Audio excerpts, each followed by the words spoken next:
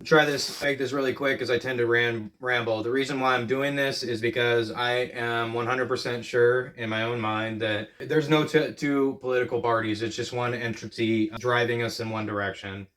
And we're really getting to the end of the line here, and there's going to be a lot of problems I see. I have a heart for people because me and my wife had to figure out what to do 5 years ago, and we totally changed up everything on our own. Nobody helped us, and it was saying the government, whatever, saying they were trying to help us, but really it just came down to us. So this is another concerned citizen coming up to you. As you can see, I'm not monetized or anything, so this is just me reaching out and seeing who might need some help. If I was starting over and I was young, I would find people in my circle that are dependable and whatever else. No, there can absolutely be no possibility of a relationship building when I'm talking about this, some romantically relationship, because that will screw this all up. So what I would do is I would formulate some sort of real estate or rental business or whatever type business maybe you guys are thinking of doing, e-commerce or whatever. I would pool in together to get a mortgage on a home or whatever else. And I know mortgages are really, but if you pool enough of you together, you can get this done. I would also pool a car into this LLC or maybe two cars depending on how many people you have. Get e-bikes or bikes or whatever else, however you need carpool, figure it out, right? This is going to get you ahead quick, but it's very guerrilla type tactic, westernized. This is what people from other countries do if you watch them, all right? And they get ahead quick and start businesses and whatever else because they pool their money. In Western society, we're told to spread out, not build tribes. I'm asking you to build a tribe. Put it in an LLC. Everybody has their duties.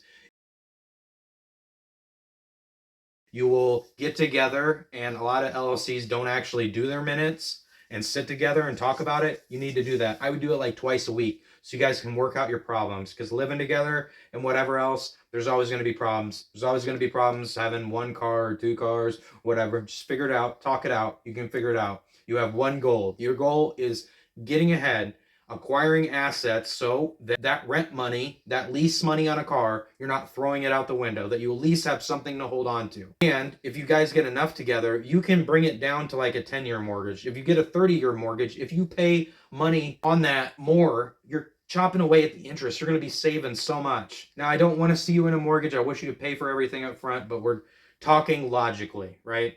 You're young, you might not have that up front, but if you do that, buy something that you can, have for yourself. Now, if you already have a mortgage or you have something you want to get out of, I've already made a video on that. There's a bunch of ideas. I'm long-winded, so jump forward a little bit. It tells you where below, and it gives you some ideas to what to do with the property. So what you're doing is you're formulating an LLC, right? This LLC is going to hold all your assets. It's going to hold your car. It's going to hold everything. It's a rental business. It's a real estate business. It's whatever you want it to be. If you guys want to do e-commerce out of that, if you want to do massage therapy, if it's there's a lot of multi-use buildings coming up. That's basically home office type buildings that are coming up where people can actually come to your home. It's usually in the older part of towns, really near an office area. Those are coming up because those people are retiring a lot. So you can do that.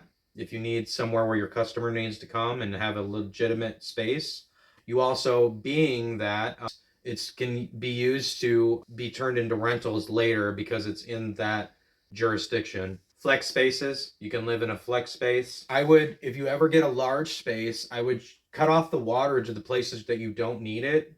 Like go into the wall, cut off the water, and only heat the part of the house where the water is and where you can live.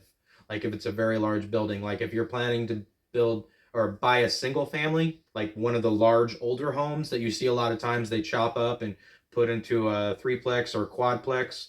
That's what I would do. I would live on the lower level where it stays cooler during the summer, or move into a commercial space and where the floor drains are and the bathroom, that's where you would put the shower or whatever you need to do and drain right into that and only heat the space that you need. You can shut it up with double poly tarps or double poly like 6 mil film. I would do that, to keep it So you only have to heat and cool a certain space, and you can use the other space for whatever you're doing, a studio, it doesn't matter.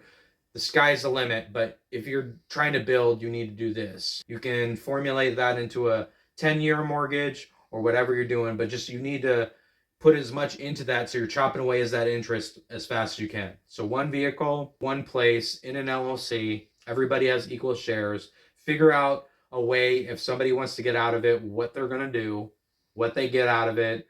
If they, at the end, they start getting a shares in rent or whatever it might be, some kind of exit strategy at the end of this that you all agree on. And you need to stay with it. And if it needs to be updated, that's why you do your minutes. Okay? You do your minutes, you sit down, you figure it all out, do it over a meal, just shoot the crap, do it a couple times a week because everybody always changes. That's fine, but you guys figure it out. We're all on our own on this. Nobody's coming to save us. It's up to us and me and you to be good neighbors and love on one another and share wisdom.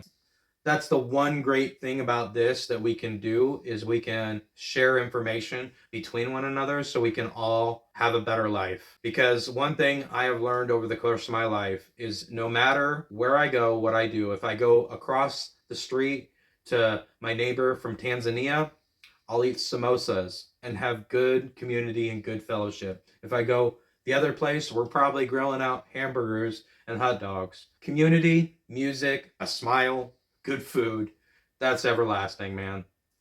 That's just never going to change. Now, if you want to hear more about why I made this video, I read this morning, it's Ecclesiastes 4 and 5. So those are some things that you can look into, and it also formulates the short. I hope this was valuable to you, and I hope it wasn't too all over the place. That's just who I am. Have a good day. God bless.